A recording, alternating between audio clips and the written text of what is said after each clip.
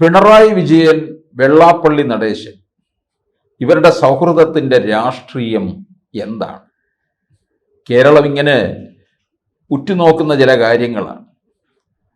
പലപ്പോഴും പിണറായി വിജയന് താങ്ങി നിർത്തുന്നത്, ഒരു തണലായി നിൽക്കുന്നത് വെള്ളാപ്പള്ളി നടേശനാണ്.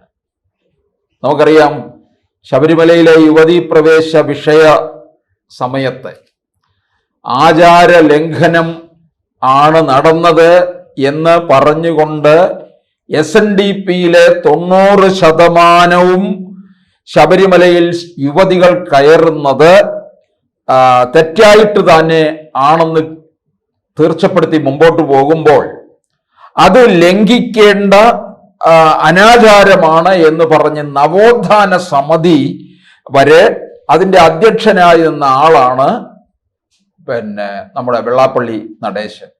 അപ്പൊ നോക്കണം, ആ വെള്ളാപ്പള്ളി നടേശനാണിപ്പോൾ ഈഴവ വിഭാഗത്തിലെ വോട്ടുകൾ മുഴുവൻ തിരികെ CPM-ൽ എത്തിക്കാൻ ശ്രമിക്കുന്നത്. 2019 പിന്നീട് 2024 CPM-ല് വോട്ട് ചോർച്ച ഉണ്ടായി. പ്രത്യേകിച്ച് ഈഴവ വിഭാഗത്തിൽ നിന്നുള്ള വോട്ട് ചോർച്ച ഉണ്ടായി. അത് തിരികെ പിടിക്കണം എന്നുള്ള കണക്കുകൂട്ടലാണ് ഇപ്പോൾ നടത്തിയ അയ്യപ്പ സംഗമം തന്നെ. വെള്ളാപ്പള്ളി നടേശൻ അതിനു മുമ്പായിട്ട് തന്നെ ഈ LDF-ന് നഷ്ടമായിക്കൊണ്ടിരിക്കുന്ന മുസ്ലിം വിഭാഗത്തിനെതിരെ ആഞ്ഞടിച്ചത് നമ്മൾ കൂട്ടി വായിക്കേണ്ടിയിരിക്കുന്നു. മലപ്പുറത്തിനെതിരെ ആഞ്ഞടിക്കുന്നു. അവിടെ SNDP-ക്കാർക്ക് ജീവിക്കാൻ നിവർത്തിയില്ല, അവർക്ക് സ്ഥാപനങ്ങളില്ല, വിദ്യാഭ്യാസ സ്ഥാപനങ്ങളില്ല എന്നെല്ലാം പറഞ്ഞുകൊണ്ടാണ് വെള്ളാപ്പള്ളി രംഗത്ത് വന്നത്. തുടർച്ചയായിട്ടാണ് വെള്ളാപ്പള്ളി അക്കാര്യത്തിൽ വിമർശനം നടത്തിക്കൊണ്ടിരുന്നത്. അതുപോലെ തന്നെ വ്യത്യസ്ത വേദികളിലായിട്ട് വെള്ളാപ്പള്ളി നടേശന് ശ്രീനാരായണ ഗുരുവിനെ പകർത്തിയ നേതാവായിട്ടും കുമാരനാശാനേക്കാൾ വലിയ ആളെന്ന് വാഴ്ത്താനും പിണറായി വിജയനും മറന്നിട്ടില്ല എന്നുള്ളതാണ്.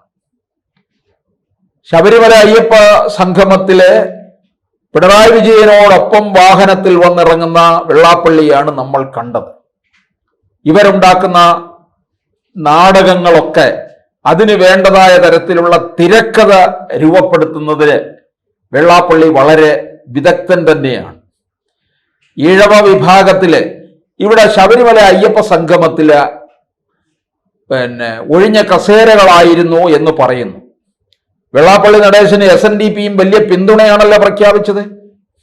ഏതാണ്ട് 7000-ലധികം SNDP ശാഖകൾ കേരളത്തിലുണ്ട്. ഒരിടത്തു നിന്ന് ഒരാളെയെങ്കിലും വെച്ച് കൊണ്ടുവരാമല്ലോ. ഒരു ശാഖയിൽ നിന്ന് ഒരാൾ എന്ന ക്രമത്തിലായാൽ പോലും അവിടെ ഉൾക്കൊള്ളാൻ കഴിയാത്ത തരത്തിലാകുമായിരുന്നല്ലോ. അതെവിടെ പോയി? ഒരു SNDP-ക്കാരെയും അവിടെ കണ്ടില്ലല്ലോ. വെള്ളാപ്പള്ളി നടേശൻ എന്ന SNDP-ക്കാരനെ മാത്രമാണ് കണ്ടത്. പിന്നെ സംഗീത് കുമാർ ആയിരുന്നു തിരുവനന്തപുരത്ത്. ഏത് തരത്തിൽ LDF അധികാരത്തിൽ കൊണ്ടുവരാം എന്നുള്ള ശ്രമമാണ് നടത്തുന്നത്. വെള്ളാപ്പള്ളി നടേശൻ പറയുന്നത് തന്നെ LDF അധികാരത്തിൽ വരും എന്നാണ്. UDF-നകത്ത്, കോൺഗ്രസിനകത്ത് ഈഴവ പ്രാതിനിധ്യം ഇല്ല എന്നൊക്കെ വലിയ വിമർശനവും ഉണ്ടായി. നമുക്കറിയാം, VD സതീശനായാലും VD സതീശനായാലും രമേശ് ചെന്നിത്തലയായാലും KC വേണുഗോപാലായാലും മുഖ്യമന്ത്രിമാരാകാൻ നിൽക്കുന്നവർ ഇവരൊക്കെ തന്നെ നായർ സമുദായത്തിൽപ്പെട്ടതാണ്. UDF-നകത്ത് പൊതുവെ ഒരു ഈഴവ പ്രാതിനിധ്യം കുറവാണ്. അത് അടൂർ പ്രകാശ്, തൃപ്പൂണിത്തറ MLA കെ ബാബു എന്തായാലും വരുന്ന തെരഞ്ഞെടുപ്പിൽ മത്സരിക്കാൻ ഉണ്ടാകത്തില്ല. മത്സരരംഗത്ത് വരില്ല.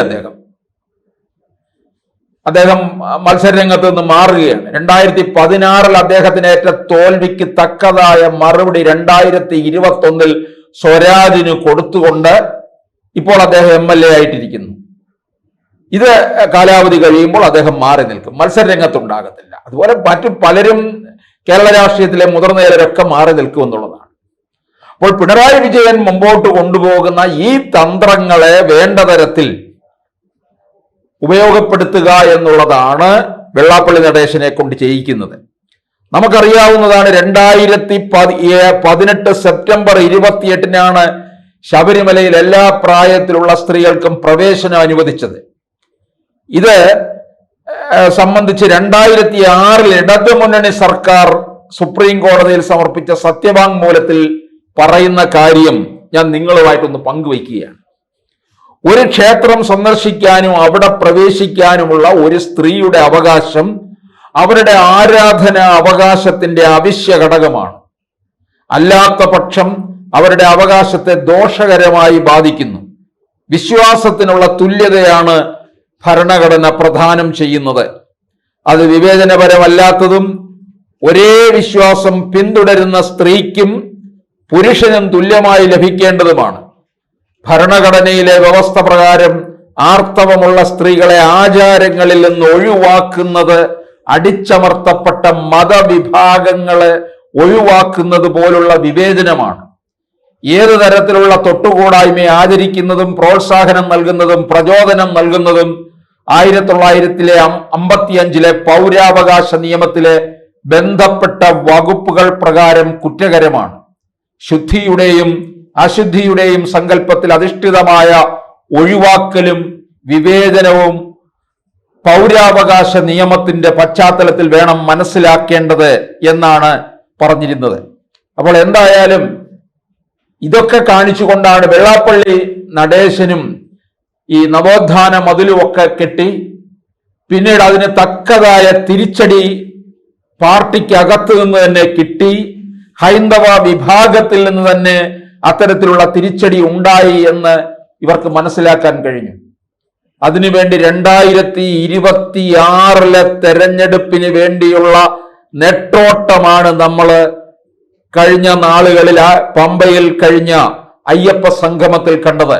2026 മൂന്നാം വട്ടവും അധികാരത്തിൽ വരണം എന്നുള്ളത് മാത്രം ലക്ഷ്യമാക്കിക്കൊണ്ടുള്ള ഒരു സംഗമം മാത്രമായിരുന്നു.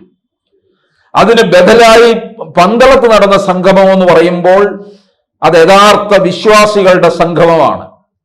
ക്ഷണക്കത്തില്ലാതെയും രജിസ്റ്റർ ചെയ്യാതെയും നേരിട്ട് കേട്ടെറിഞ്ഞെത്തിയവരാണ്. അവിടെ ഒരു വലിയ തരംഗമായി മാറിയത് പന്തളത്തെ മുഴുവൻ ഇളക്കി മറിക്കുകയാണ് ചെയ്തത്.